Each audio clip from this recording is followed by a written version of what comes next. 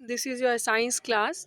तो बच्चों आज हम डिस्कस करने वाले हैं वेजिटेटिव प्रोपेगेशन के बारे में। जैसा कि इस चैप्टर में बच्चों अब तक हमने एसेक्सुअल रिप्रोडक्शन के बारे में पढ़ा है। एसेक्सुअल रिप्रोडक्शन के डिफरेंट टाइप्स के बारे में हमने पढ़ा था। बडिंग के थ्रू हमने पढ़ा था, फ्रेगमेंटेशन हमने पढ़ा था, रीजनरेशन हमने डिस्कस किया था, binary fission, multiple fission, fission के टाइप्स जो थे ये सब हम डिस्कस कर चुके हैं लास्ट लेक्चर में। अगर आपको क्लियर नहीं हुआ है तो आप एक बार और वीडियोस को अच्छे से देख लेना, वो चीज़ें क्लियर हो जाएंगी। तो बच्चों आज हम डिस्कस करने वाले हैं vegetative propagation and tissue culture के बारे में। तो बच्चों सबसे पहले हम समझते हैं वेजिटेटिव प्रोपेगेशन क्या होता है। वेजिटेटिव मीन्स कहीं ना कहीं हम यहाँ प्लांट्स से चीज़ें रिलेट करने वाले हैं, प्लांट्स को प्रोपेगेट करने वाले हैं, उनके पार्ट्स को प्रोपेगेट करने वाले हैं।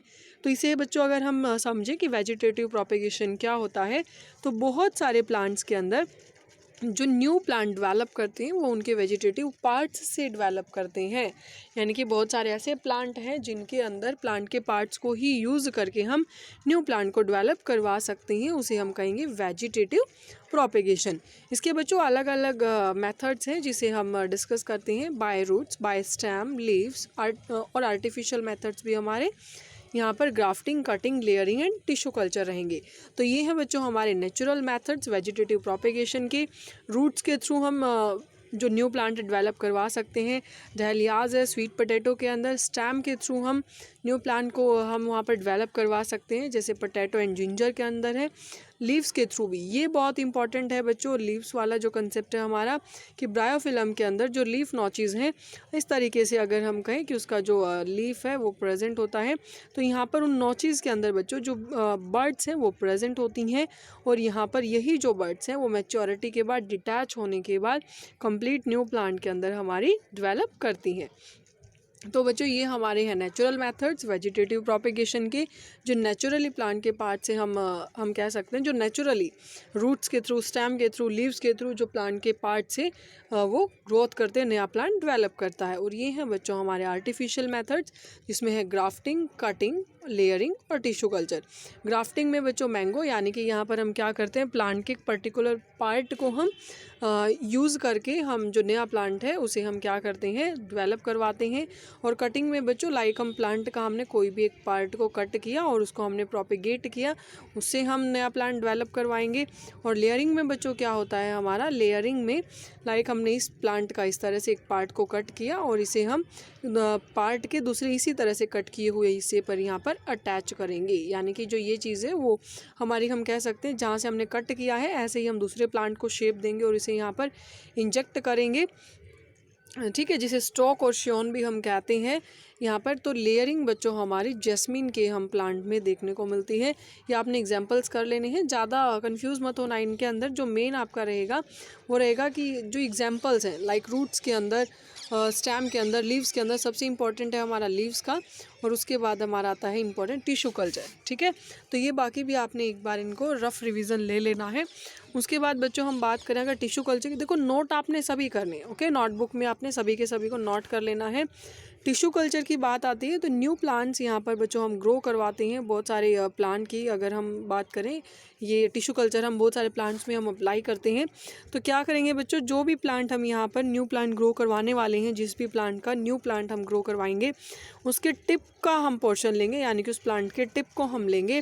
और टिप की जो ये ग्रोइंग सेल्स हैं बच्चों, उन्हें हम एक कल्चर मीडियम के अंदर रखते हैं, जहाँ से वो जो सेल्स हैं, मान लो हमने इनको रखा कल्चर मीडियम के अंदर, तो यहाँ से कंटिन्यू डिवाइड करेंगे और बहुत सारी सेल्स की फॉर्मेशन यहाँ हो जाएगी। तो ये जो नई सेल्स बच्चों हमारी बनी है, इन्हें हम कहेंगे कैलस।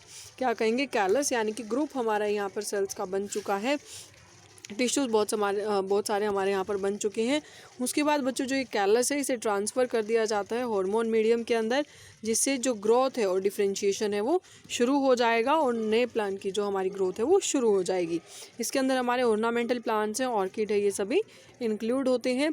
बेनिफिट्स क्या क्या हैं बच्चों हमारे टिश्यू कल्चर के, इससे हम कोई भी जो प्लांट है हम ग्रो करवा रहे हैं लाइक बनाना, रोज, जैस्मिन एटसेट्रा, जिन्होंने सीड को प्रोड्यूस करने की कैपेसिटी है लूज़ कर दी है, उन प्लांट्स को भी हम टिश्यू कल्चर से ग्रो करवा सकते हैं। न्यू प्लांट्स यहाँ पर जो जेनेटिकली हैं वो बिल्कुल सिमिलर रहते हैं पेरेंट से। और साथ में ये सीडलेस फ्रूट्स को ग्रो करवाने में भी हेल्प करते हैं, यानी कि टिश्यू कल्चर के हमारे सारे बेनिफिट्स हैं, इन्हें भी आपने समझ लेना है। एक बच्चों हमारा एसेक्सुअल रिप्रोडक्शन का एक और टाइप यहाँ रहता है, that is spore formation. Spores क्या होते हैं बच्चों? ये छोटे छोटे बल्ब लाइक स्ट्रक्चर्स होते हैं, बहुत स्मॉल बल्ब लाइक स्ट्रक्चर्स हैं, लाइक इस तरह से बिल्कुल डॉट डॉट से, ठीक है, ऐसे स्मॉल बल्ब लाइक स्ट्रक्चर्स हमारे ये होते हैं। Which are covered by thick wall, जिनके ऊपर थिक वॉल की कवरिंग होती है, एक मोटी परत यहाँ पर होती है। जो फेवरेबल कंडीशन मिलते ही बच्चों ये जर्मिनेट करते हैं और न्यू ऑर्गेनिजम्स को प्रोड्यूस करते हैं, जैसा आप यहाँ डायग्राम में देख सकते हैं। यहाँ पर बच्चों इस डायग्राम में ये हमारा राइजोपस का डायग्राम है, तो ये नोट कर लेना, स्पोर फॉर्मेशन राइजोपस में होती है, ये एग्जाम्पल है। एसेक्सुअल रिप्रोडक्शन के बच्चों हमने जितने भी मॉड किए हैं आपने एग्जाम्पल सभी के याद करने हैं, एग्जाम्पल्स बहुत इंपॉर्टेंट है। तो यहाँ पर बच्चों आप देख सकते हैं राइजोपस में स्पोरेंजियम प्रेजेंट है। जैसे ही ये मैच्योर होगा तो जो इसकी अपर लेयर है ये धीरे धीरे ब्रेक डाउन होनी शुरू हो जाएगी और यहाँ से जो स्पोर्स हैं वो रिलीज़ हो जाएंगे और अलग अलग मेथड्स के थ्रू बाय एयर या हम कह सकते हैं बाय विंड बाय वाटर ये ट्रांसफ़र हो जाते हैं one place to another place, ठीक है। यहाँ पर राइजोइड्स हमारे प्रेजेंट है, ये स्पेरेंजियोफोर्स, इरेक्ट हाइफा भी जिसे हम बोलते हैं, स्टोलॉन है। तो इन पार्ट्स में आपको कंफ्यूज नहीं होना, अभी हायर क्लासेस में सारा आप पढ़ोगे अच्छे से। यहाँ पर जो आपने मेन स्पोर फॉर्मेशन पर फोकस करना है दैट इज़ राइजोपस, कि राइजोपस में होती है स्पोरेंजियम प्रेजेंट है, स्पोरेंजियम के अंदर स्पोर्स हमारे डेवलप होते हैं और ये स्पोर्स हमारे फिर जैसे यहाँ से इन्हें फेवरेबल कंडीशन मिलती है ये नए प्लांट के अंदर ग्रोथ कर जाते हैं, ठीक है। तो आज बच्चों आपने ये पढ़ लेना है, कल से हम सेक्सुअल रिप्रोडक्शन का जो सेकंड पार्ट हम कह सकते हैं इस चैप्टर का वो शुरू करेंगे, ठीक है। तो यहाँ आज के लिए इतना ही। इसके बच्चों कुछ क्वेश्चंस हैं, जो क्वेश्चंस आपने आज सॉर्ट आउट करने की कोशिश करनी है, ट्राई करना, वो क्वेश्चंस हो जाते हैं। तो यहाँ पर आप देख सकते हैं जो जो आपका एसेक्सुअल रिप्रोडक्शन से क्वेश्चन निकलता है या जो हमने अब तक पढ़ा है ये क्वेश्चन आपने ट्राई आउट करना है। 2 टाइप्स का रिप्रोडक्शन कौन सा होता है हमारा, प्लाज्मोडियम में किस तरह का रिप्रोडक्शन हमारा होता है, जो हमने पढ़ा भी था ना प्लाज्मोडियम में, अगर आपको याद हो मल्टीपल फिजन के टाइम पर, तो ये आपने ऐसे ट्राई आउट करना है क्वेश्चंस को। वेजिटेटिव प्रोपेगेशन हमारा क्या होता है, डीएनए प्रेजेंट कहाँ होता है एक सेल के अंदर, न्यूक्लियस में हमारा सेल के अंदर डीएनए प्रेजेंट होता है, ठीक है। What are the reproductive parts located in a plant. चलो ये तो क्वेश्चन अभी हमारे नहीं हुए हैं, ये सेक्सुअल रिप्रोडक्शन में आएंगे, ये एसेक्सुअल के, ये 4 क्वेश्चंस ट्राई करना।